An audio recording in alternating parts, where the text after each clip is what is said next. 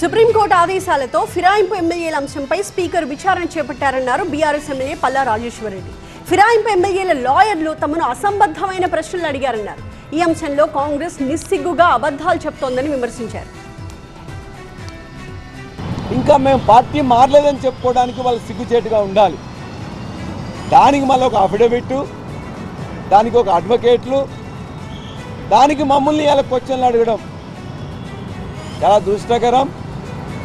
అయినా చట్ట ప్రకారం వాళ్ళు అడిగిన ఆ అడ్వకేట్లు సంబంధం లేని ప్రశ్నల్ని అడిగిన వాటిని అడుగుతూ మమ్మల్ని ఇబ్బంది పెట్టాలనే ప్రయత్నం చేస్తే మేము ముక్కుసూటిగా చెప్పినాం. చట్ట ప్రకారం మేము ఆధారాల సహితంగా మేము ప్రజెంట్ చేసినాం. మేము ఇచ్చిన ప్రతి డిస్క్వాలిఫికేషన్ పిటిషన్ ఏదైతే ఉన్నదో అది అర్హమైంది. కాబట్టి ఖచ్చితంగా వీళ్ళను డిస్క్వాలిఫై చేయాలి అని చెప్పేసి ఆ అడ్వకేట్లు అడిగిన దానికి మేము సమాధానం చెప్పడం జరిగింది.